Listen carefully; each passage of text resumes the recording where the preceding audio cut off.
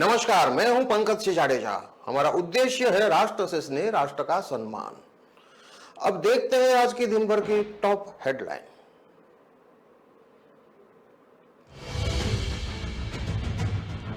कन्याकुमारी से जोधपुर लाया जा रहा दुर्लभ प्रजाति का गिद्ध केवल रात में करेगा सफर। स्पीड 50 किलोमीटर ताकि झटके न लगे। स्पेन से आया है।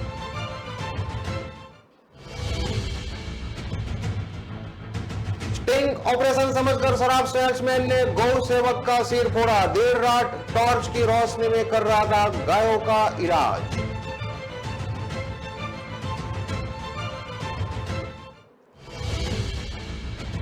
फैक्ट्री कर्मचारियों की बस खड़े ट्रक से टकराई, 25 घायल। हाईवे पर खड़ा था ट्रक, 15 मिनट पहले कैंटर से भिड़ा था।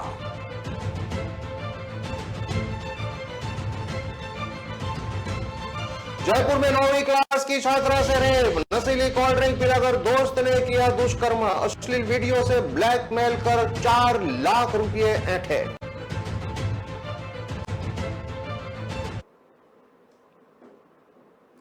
अब देखते हैं खबरें विस्तार से।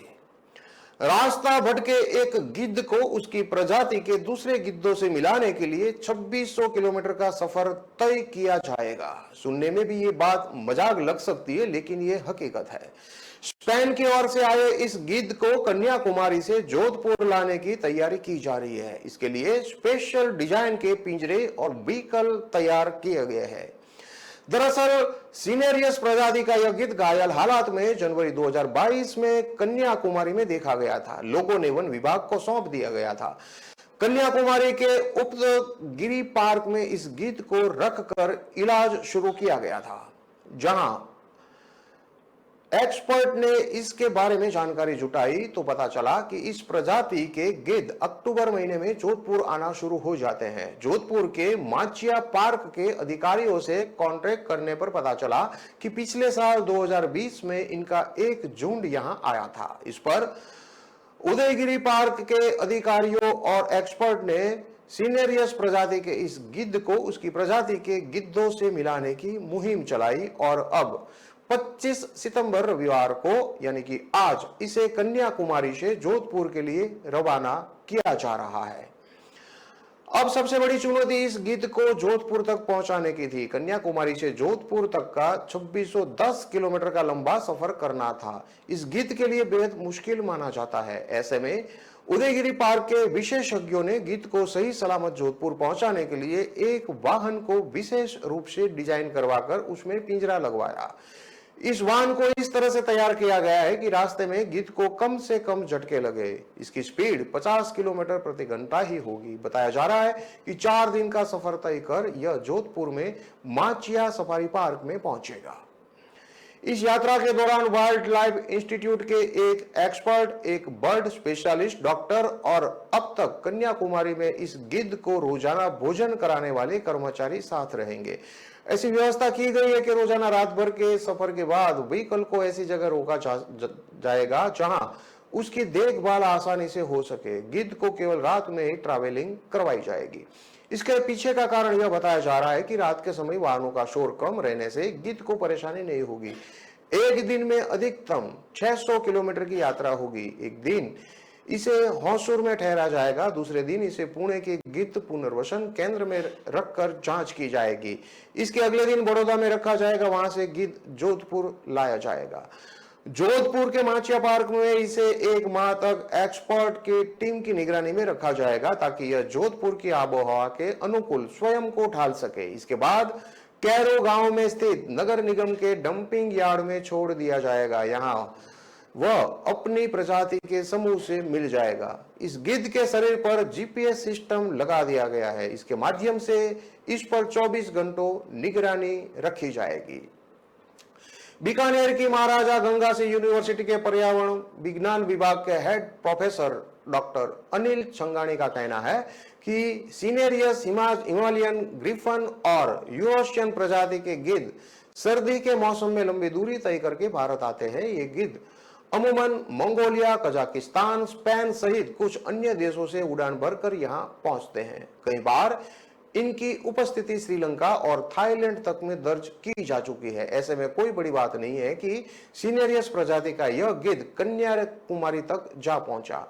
आमतौर पर यह गिद्ध समूह में उड़ान भरते हैं। हो सकता है कि घायल होने के कारण यह गिद्ध पीछे रह गया हो, समय रहते लोगों की मदद से सही स्थान पर पहुंच गया और इसका इलाज हो सका।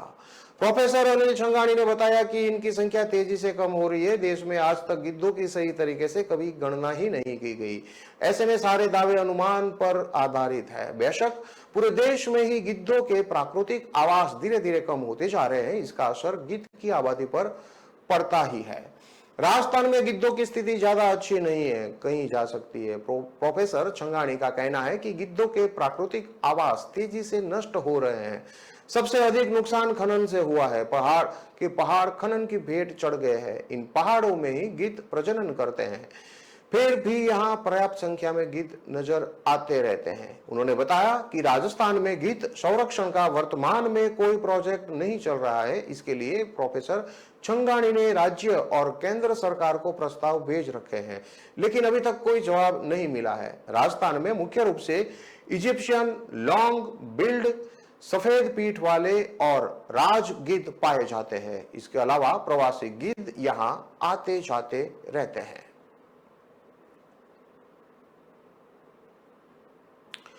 जोधपुर में गौ सेवक को आधी रात टॉर्च की रोशनी में लंपी से बीमार गायों का इलाज करना भारी पड़ गया। मामला कुड़ी थाना इलाके का है। आरोप है कि यहां देर रात तक शराब के सेल्समैन अवैध रूप से शराब बेचते हैं। देर रात टॉर्च की रोशनी में गायों का इलाज कर रहे गौ भक्त को शराब के 2-3 सेल्समैन ने पीट दिया। आरोपियों को लगा कि वह उनका स्टिंग ऑपरेशन कर रहा है।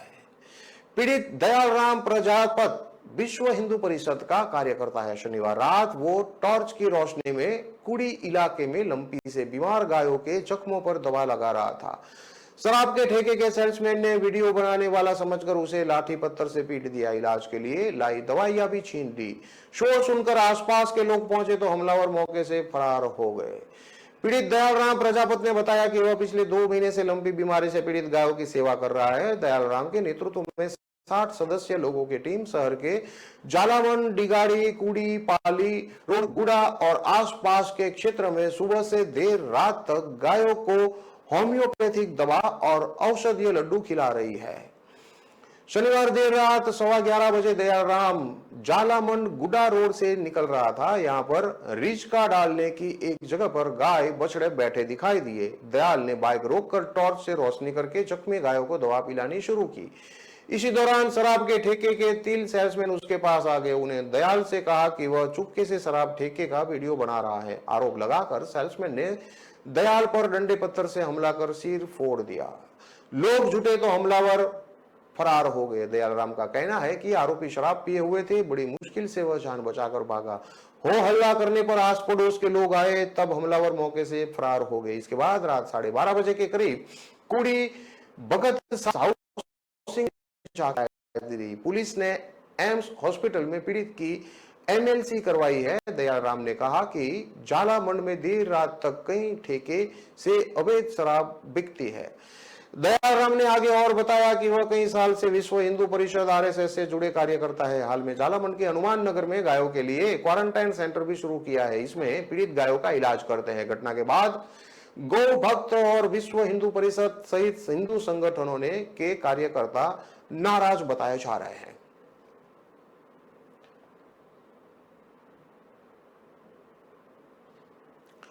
हाईवे पर शनिवार रात कैंटर से टकराने के बाद ट्रक हाईवे पर खड़ा था। इस दौरान फैक्ट्री के 45 कर्मचारी और मजदूरों को लेकर जा रही बस खड़े ट्रक से टकरा गई। हादसे में 25 कर्मचारी घायल हो गए। हादसा दिल्ली जयपुर नेशनल हाईवे 48 पर अलवर जिले के बहरोड थाना क्षेत्र में हुआ है। बहरोड के गुंती पुलिया इलाके के पास ट्रक टैंकर से टकरा गया। दुर्घटनाग्रस्त ट्रक हाईवे के बीचों बीच खड़ा था। बस कोतपुरली थाना इलाके के केशवाना गांव जा रही थी। यह बस केशवाना थाने इलाके की फैक्ट्री के 45 कर्मचारियों को लेकर केशवाना जा रही थी। बस रात करीब 11:15 बजे खड़े ट्रक में जा घुसी। हादसे में 45 कर्मचारी बैठे थे, जिसमें से 25 कर्मचारी और मजदूर घायल हो गए। घायलों को बहरोड के कैलाश अस्पताल में भर्ती करवाया गया है, जहां सभी का इलाज चल रहा है। केशवाना औद्योगिक क्षेत्र में संचालित emergency glass private limited factory की शिफ्ट रात 11 बजे चेंज होनी थी। बहरोड से 10:30 बजे बस करीब 45 श्रमिकों को लेकर कंपनी के लिए रवाना हुई। रवानगी के करीब 10 मिनट बाद ही बहरोड से लगभग 6 किलोमीटर दूर गांव गुमती पुलिया पर चढ़ते समय बस पहले से दुर्घटनाग्रस्त खड़े ट्रक में जा घुसी, जिसमें सवार बस चालक अशोक कुमार सहित कुल 25 कर्मचारी मजदूर घायल हो गए। कुछ श्रमिकों को अंदरूनी चोटें भी लगी है। सूचना के बाद पुलिस ने सभी को एम्बुलेंस की मदद से कैलाश अस्पताल में भर्ती करवाया, जहां उपचार किया जा रहा है। घायल श्रमिक दूसरे राज्यों को भी शामिल है। हादसे की खबर मिलते ही कंपनी के HR head Neeraj Yadav, company प्रबंधक सुनील गोयल, प्रोडक्शन हेड अरविंद यादव अस्पताल पहुंच गए। बहरोड पुलिस थाने के हेड कांस्टेबल ओम प्रकाश ने बताया कि उन्हें गुंती पुलिया के पास एक्सीडेंट की सूचना मिली। वह जाब्ते के साथ मौके पर पहुंचे, जहां एक ट्रक और कैंटर आपस में टकराए हुए थे, जिसमें फंसे चालक को बाहर निकालकर अस्पताल में भर्ती करवाया। हाईवे सड़क पर दुर्घटनाग्रस्त वाहन खड़े थे। इसी दौरान कंपनी के श्रमिकों को लेकर बस ट्रक के पीछे जा घुसी। घायलों के नाम अशोक यादव, निखिलेश, राम प्रकाश, चंद्रभूषण, सतीश, हिंच चार शर्मा, राकेश कुमार, बंसल सिंह, राजेश वर्मा, कृतन झा, शेषनाथ यादव, शैलेंद्र कुमार, श्रीलाल, अजय, विनोद कुमार, जितेंद्र यादव, भूपेंद्र सिंह, खुशवंत राजकुमार और मनोज कुमार बताए जा रहे हैं। जयपुर में दोस्ती कर नाबालिग लड़की से रेप करने का मामला सामने आया है। होटल में नशीली कोल्ड ड्रिंक पिलाकर नाबालिग से दुष्कर्म किया गया। बेहोशी की हालत में बनाए अश्लील वीडियो से ब्लैकमेल कर 4 लाख रुपए भी ऐंठ लिए। करधनी थाने में पीड़िता के पिता ने रिपोर्ट दर्ज करवाई है। मामले की जांच एसीपी जोटवाड़ा के प्रमोद कुमार स्वामी कर रहे हैं। SHO करधनी बनवारीलाल मीणा ने बताया कि जोटवाड़ा निवासी व्यक्ति ने रिपोर्ट दर्ज करवाई है। उसकी 14 साल की बेटी 9वीं क्लास में पढ़ती है। कुछ समय पहले नाबालिग बेटी की खोरा बिसल में पिंटू नाम के लड़के से मुलाकात हुई थी, जिसने बातचीत कर नाबालिग बेटी से दोस्ती कर ली। दोनों में बातचीत होने लगी। आरोप है कि 22 अगस्त को आरोपी पिंटू ने उसकी नाबालिग बेटी को मिलने बुलाया। मिलने जाने पर खाटू श्याम जी घूमने चलने की बात कही। जाने से मना करने पर भी बहला फुसलाकर अपने साथ ले गया। रास्ते में एक होटल में आरोपी ले गया। होटल के रूम में आरोपी पिंटू ने नाबालिग बेटी को कोल्ड ड्रिंक पिलाया। नशा मिला होने के कारण कोल्ड ड्रिंक पीते ही बेहोशी छाने लगी। बेहोशी की हालत में आरोपी ने नाबालिग बेटी के साथ दुष्कर्म किया। इस दौरान उसकी अश्लील वीडियो मोबाइल में बना ली। अश्लील वीडियो को वायरल करने की धमकी देने लगा। ब्लैकमेल कर आरोपी ने नाबालिग बेटी से 4 लाख रुपए ऐंठ लिए। परेशान होकर पीड़िता ने परिजनों को आप बीती बता दी। नाबालिग बेटी से रेप और ब्लैकमेलिंग का पता चलने पर पीड़िता के पिता ने थाने जाकर मामला दर्ज करवाया। पुलिस ने पॉक्सो एक्ट के तहत मामला दर्ज कर आगे की जांच शुरू कर दी है।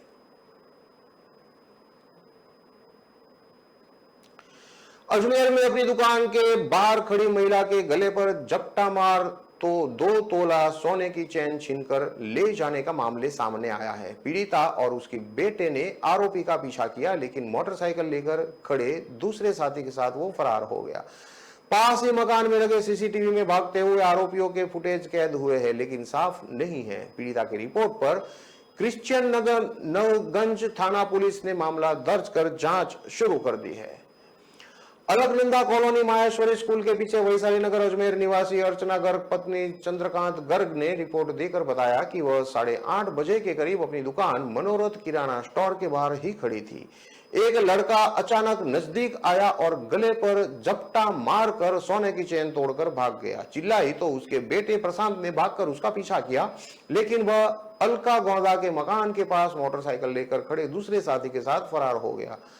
दोनों लड़कों की उम्र 20 से 25 वर्ष की बताई जाती है, अतः कार्रवाई की जाएगी। क्रिश्चियनगंज थाना पुलिस ने मामला दर्ज कर जांच उप निरीक्षक बुधाराम को सौंपी है।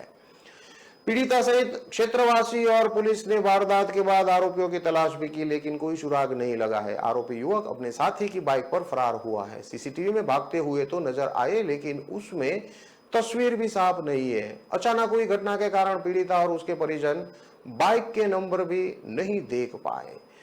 अजमेर में 77 साल के किराना व्यापारी कल्लूमल सजनानी की श्री टॉकीज मेहता मार्केट में सावित्री स्टोर नाम से दुकान है। 1 सितंबर की सुबह दुकान खोलकर कल्लूमल बाहर ही बैठ गए थे। पीड़ित के बेटे जगदीश सजनानी ने बताया कि वह अंदर दुकान में माल जमा रहे थे। इसलिए पिताजी बाहर बैठकर इंतजार करने लगे। इसी दौरान मुंह पर रुमाल बांधकर एक युवक आया और पास खड़ा हो गया। करीब आधे घंटे तक खड़ा रहने के बाद वह आराम से करीब आया और गले पर झपटा मारकर चैन तोड़कर भाग गया।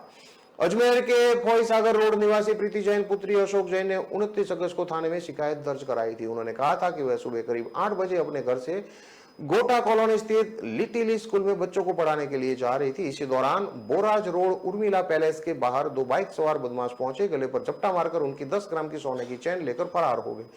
यह पूरी वारदात बोराज स्थित उर्मिला पैलेस के बाहर लगे सीसीटीवी कैमरे में कैद हुई। गंज पुलिस सीसीटीवी के आधार पर बदमाशों की तलाश में जुटी है। खबरों में लेते हैं अब एक छोटा सा विराम।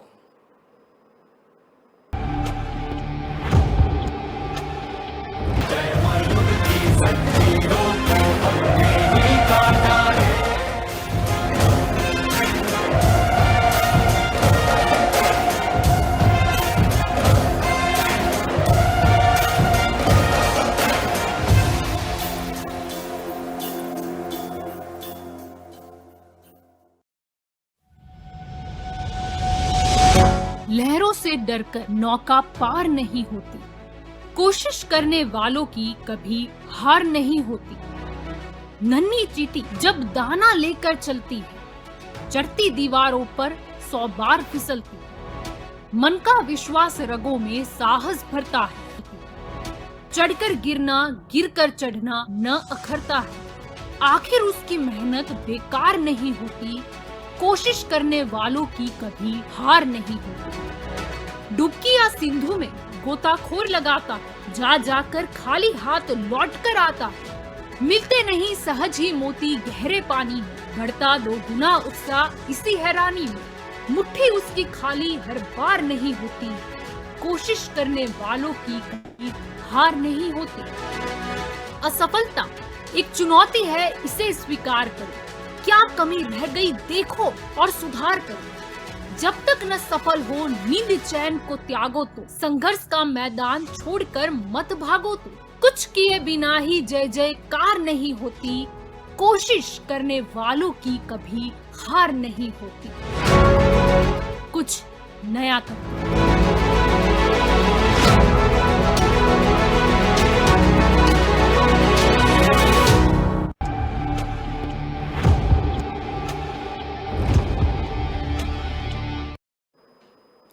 विराम के बाद एक बार फिर से आपका स्वागत है। अब देखते हैं आगे की और खबरें।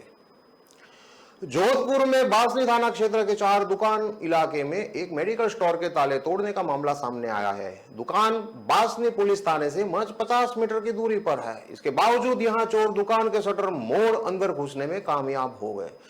दुकान में घुसे चोरों को कुछ खास हाथ नहीं लगा, क्योंकि गले में सिर्फ 20 रुपये ही थे। लेकिन पुलिस की गश्त पर सवाल जरूर उठ रहे हैं। हालांकि इसको लेकर पुलिस में कोई मामला दर्ज नहीं करवाया गया है।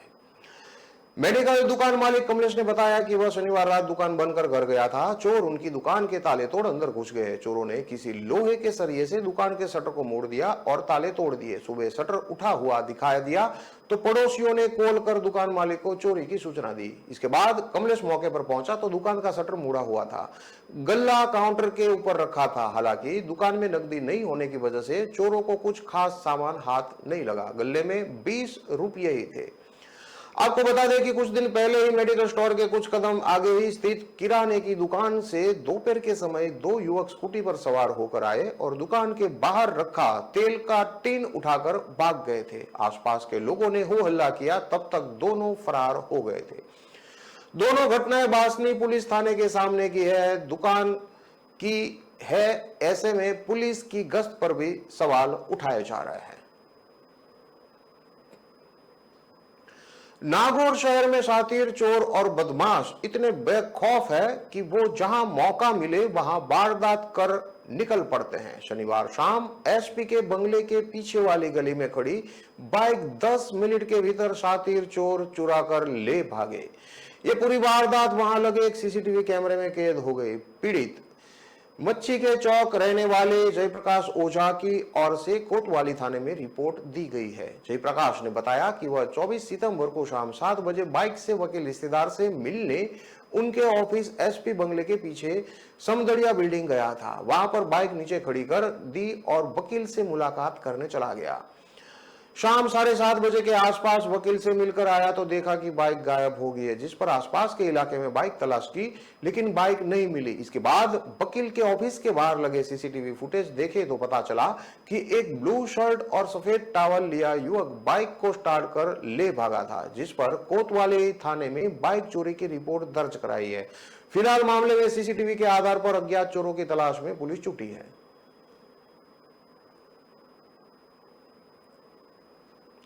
राजस्थान में लगातार गौवंश की मौत के बाद बेरोजगारों ने सरकार के खिलाफ मोर्चा खोल दिया है। रविवार को यानी कि आज राजस्थान के बेरोजगारों ने लंपी बीमारी को राष्ट्रीय आपदा घोषित करने की मांग के साथ कांस्टेबल ग्रेड पे बढ़ाने की मांग को लेकर प्रदर्शन किया। इस दौरान उपेंद्र यादव के नेतृत्व में बड़ी संख्या में युवा रावण गेट इकट्ठा हुए, जहां से कांटा चौराहे तक रैली निकाल कर प्रदर्शन किया। उपेंद्र यादव ने कहा कि लंपी बीमारी की वजह से लाखों गायों की मौत हो चुकी है, लेकिन इसे अब तक राष्ट्रीय महामारी घोषित नहीं किया गया है, जिसकी वजह से अब तक ना तो गायों को सही से इलाज नहीं मिल रहा है और ना ही उन्हें पालने वाले गौ पालकों को गौवंश की मौत का मुआवजा मिला है। इसके लिए आज हमने पैदल मार्च निकालकर लंपी बीमारी को राष्ट्रीय महामारी घोषित करवाने की मांग की है, ताकि गौवंश का सही समय पर उपचार हो सके। उपेंद्र ने कहा कि राजस्थान में हजारों पुलिस कांस्टेबल 365 दिन आम जनता की सेवा करते हैं, लेकिन सरकार द्वारा ना तो उन्हें भैंस पता दिया जाता है और ना ही अवकाश मिल रहा है। ऐसे में आज हमने पुलिस कांस्टेबल की ग्रेड पे बढ़ाकर 3600 करने की मांग भी की है, क्योंकि पुलिसकर्मी खुद के लिए संगठन बनाकर आंदोलन नहीं कर सकते हैं। अगर सरकार